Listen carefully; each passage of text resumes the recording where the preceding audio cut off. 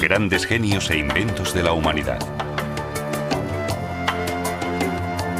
Las células nerviosas. Santiago Ramón y Cajal.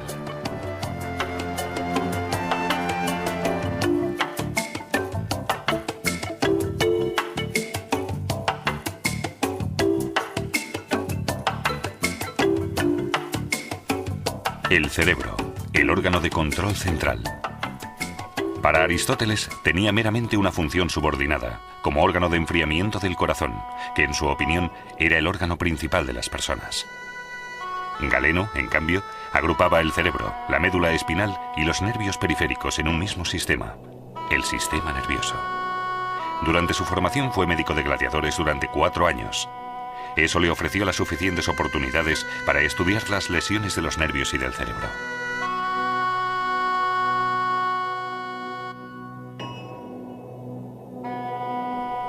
El saber de la antigüedad se perdió durante la Edad Media y dio paso a la superstición. Varias enfermedades nerviosas se atribuían a la influencia de demonios y santos. Se intentaba así curar la epilepsia o la corea con la ayuda de exorcismos, procesiones o peregrinaciones. También debía ayudarse al infestado extirpando quirúrgicamente de la cabeza la causa de la locura. En el Renacimiento, el cuerpo se convirtió en un objeto de estudio. Cada vez se hacía menos caso del tabú de la disección del cuerpo. El impulso que experimentó la anatomía benefició también la neurología.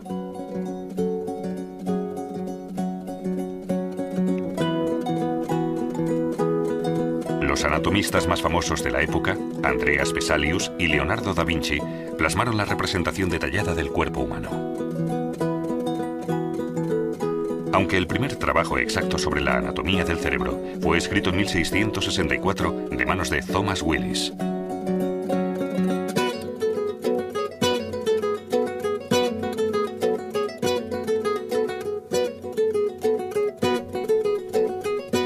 En 1667, Anthony van Leeuwenhoek estudió por primera vez bajo un microscopio el tejido nervioso.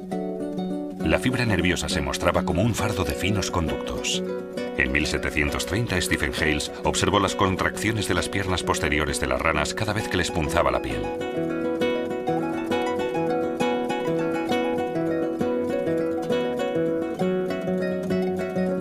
También con ranas realizó el italiano Luigi Galvani su posteriormente famoso experimento. En 1786, Galvani observó cómo el músculo de una anca de rana que colgaba de un gancho de cobre en una barra de hierro se contraía.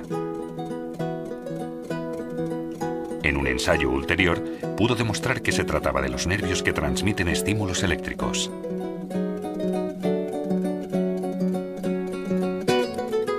Se popularizó el llamado concepto de la electricidad animal.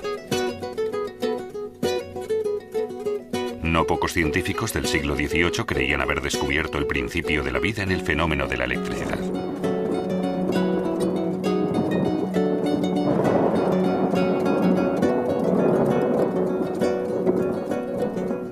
A principios del siglo XIX, las investigaciones sobre el cerebro también fueron en aumento.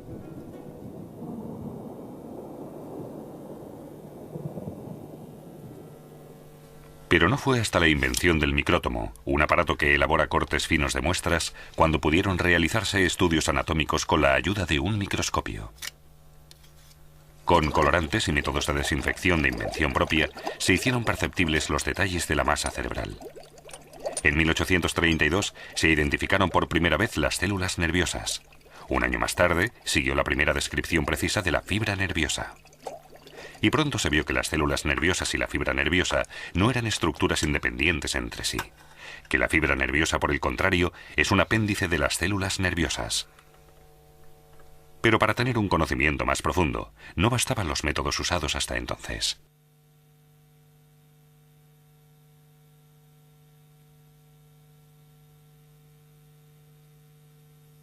El primero en aportar detalles más concretos fue el italiano Camillo Golgi, con un proceso de tinción especial inventado por él mismo, la tintura mediante nitrato de plata. Pronto pudo diferenciar 2 clases de células nerviosas. Con todo, toda su vida estuvo convencido de que el sistema nervioso está compuesto por una única red ininterrumpida y de vasta ramificación de fibras nerviosas. Según otra teoría, el sistema nervioso está formado por unidades individuales, las células nerviosas. Fue el español Ramón y Cajal quien desarrolló firmemente la hipótesis de las células nerviosas y la defendió de sus detractores.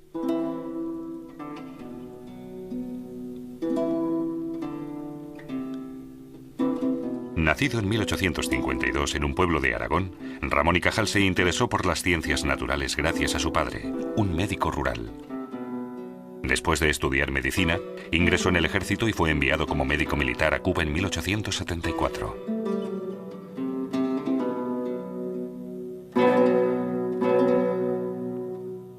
En Cuba había una guerra civil. Las tropas españolas debían reprimir la insurrección. Pero peor que el enemigo eran los estragos de las enfermedades. Ramón y Cajal no estuvo mucho tiempo en Cuba. Gravemente enfermo de disentería y malaria, regresó a España.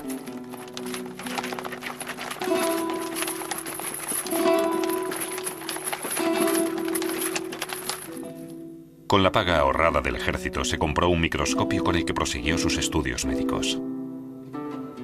Uno de los primeros trabajos científicos estudiaba las terminaciones nerviosas en los músculos.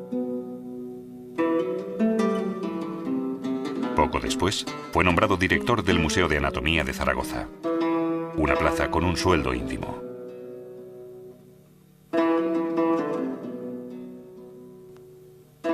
En Valencia y luego en Barcelona se consagró predominantemente a la estructura del sistema nervioso. Aún siendo la época de auge de la bacteriología y sin la posibilidad de hacerse un nombre tan rápido en ningún otro campo, Ramón y Cajal fue fiel a la histología. A decir verdad, era posible ver la estructura de la mayoría de tejidos con los métodos de tinción existentes. Además, tampoco era tan complicada de entender. Otra cosa muy distinta era el área de trabajo que le ocupaba, la anatomía del sistema nervioso. Por el momento, la función del sistema nervioso no podía explicarse a través de su estructura y disposición. Para ello precisaba de métodos de tinción mejorados que le permitieran investigar la fina construcción del sistema nervioso más de cerca. Con un esfuerzo infatigable, Ramón y Cajal concibió nuevos métodos para teñir las distintas partes que componían el tejido.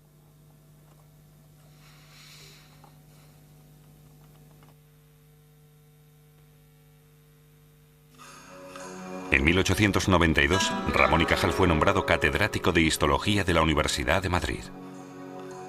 En Madrid, donde concluyó sus trabajos más importantes, permaneció hasta el final de sus días. Allí se consagró a la anatomía especializada del cerebro y la médula espinal. Ramón y Cajal perfeccionó los métodos de preparación de Golgi y así hizo posible un estudio más preciso de las neuronas. Las neuronas, formadas por un cuerpo celular, numerosas prolongaciones y generalmente por un apéndice alargado que, como se supo posteriormente, se encarga de la transmisión de los impulsos nerviosos.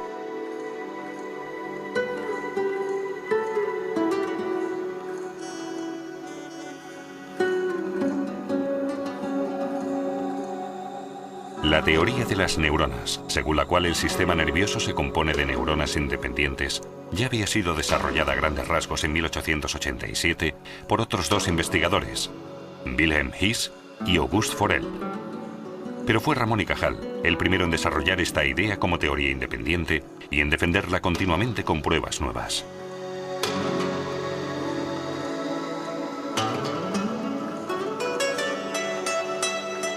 Con tanto trabajo le sobraba un tiempo para sus pasiones privadas, el ajedrez y su labor literaria.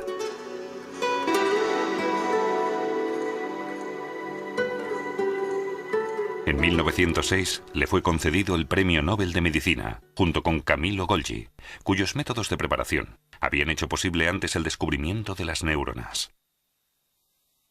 Con la teoría de las neuronas se sentaba la base para observar más a fondo el funcionamiento del cerebro. El fenómeno de la electricidad animal, probado en su día en una rana por Galvani, no pudo continuar estudiándose en un primer momento debido a la falta de instrumentos adecuados. Finalmente, a mediados del siglo XIX, se lograron demostrar las llamadas corrientes de reposo con galvanómetros sensibles. En 1843, Émile Dubois-Reymond dio a conocer los principios necesarios para entender la transmisión de estímulos eléctricos.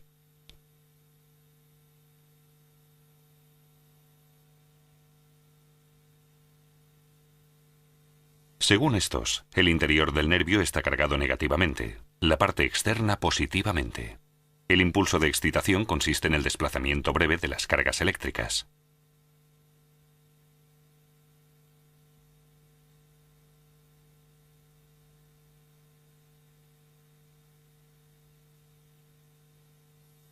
La primera apreciación exacta de la velocidad de conducción es de Hermann von Helmholtz. A través de un ingenioso aparato comprobó en un nervio concreto de la rana una velocidad de 27 metros por segundo, es decir, apenas una décima parte de la velocidad del sonido en el aire.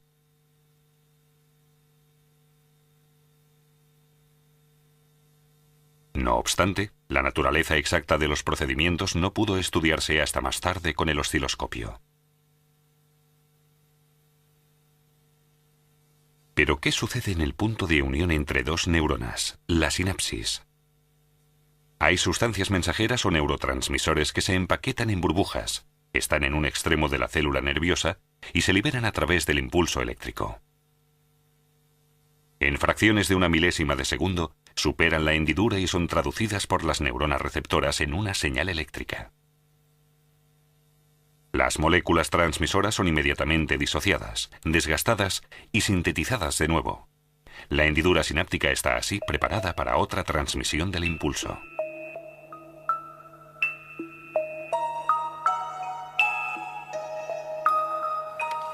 El primer neurotransmisor, la acetilcolina, fue descubierto a principios de los años 20 por el químico austríaco Otto Loewi.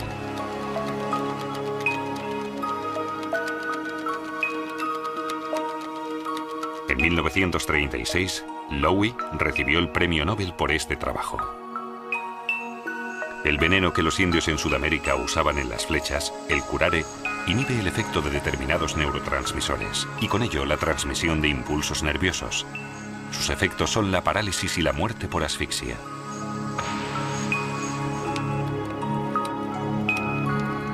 En las anestesias locales se usa el bloqueo localizado de impulsos nerviosos para evitar el dolor durante la operación.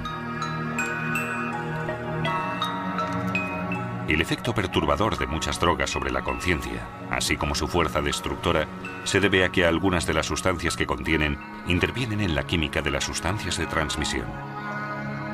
El desequilibrio de los neurotransmisores es la causa de numerosas enfermedades. Los cerebros de fallecidos por la enfermedad de Parkinson presentan una carencia clara de dopamina. Igualmente, el Parkinson y muchos casos de hipertensión son consecuencia de una falta o un exceso de neurotransmisores.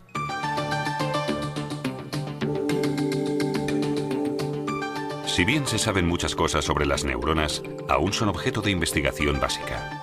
Aún nos queda mucho por entender su complejo funcionamiento, su capacidad de rendimiento. Con sondas más finas que el cabello, se intenta desvelar el secreto de las células nerviosas. ¿Cómo procesan las señales? ¿Cómo se comunican entre ellas? Al menos hasta 100.000 millones de neuronas están interconectadas en el sistema nervioso humano. De ellas, la corteza cerebral contiene por lo bajo 30.000 neuronas que se conectan entre ellas con aproximadamente más de 1.000 billones de conexiones nerviosas.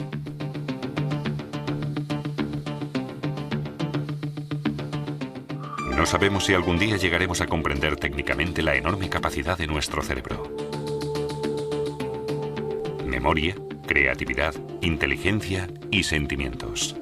Estas maravillosas facultades se basan en una estructura, cuyo elemento constitutivo es la célula nerviosa.